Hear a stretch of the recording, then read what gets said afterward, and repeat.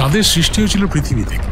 আজ থেকে 452 কোটি বছর আগে একটা বিরাট বড় পাথরের গোলা পৃথিবীর উপর এত জোরে আঘাত করে, প্রভূত পরিমাণে বস্তু সকল মহাশূন্যে উৎক্ষিপ্ত হয়ে একেবারে চলে যেতে পারেনি, বেশ কিছুটা দূরে গিয়ে কোটি কোটি বছর ধরে জমাট বেঁধে বেঁধে সৃষ্টি করেছে চাঁদের। তখন পৃথিবী কি সলিড ফর্মেই ছিল?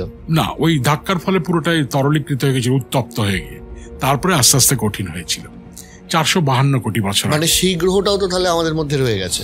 সেই গ্রহ ঠিক নয়, তাকে বিজ্ঞানীরা নাম দিচ্ছেন থেইয়া বলে, THEIA।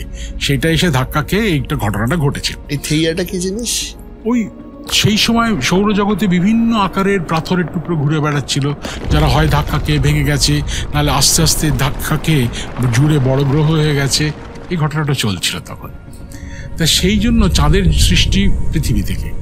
একটা সম্ভাবনা আছে যে আমরা চাঁদে গিয়ে থাকতে পারি, কিন্তু চাঁদে তো আবহাওয়া নেই, তাহলে আমরা গিয়ে নিঃশ্বাস প্রশ্বাস নেব কি করে? ওই সব জায়গায় কিন্তু কৃত্রিম হ্যাবিটাট বা কৃত্রিম একটা পরিমণ্ডল সৃষ্টি করে থাকতে হবে, কাঁচ দিয়ে ঘেরা, যার ভেতরে অক্সিজেন আছে, প্রেশারটা মোটামুটি পৃথিবীর প্রেশারের মতো, এবং যেটা বাইরের জগতের মানে আবহাওয়ার সঙ্গে বিচ্ছিন্ন।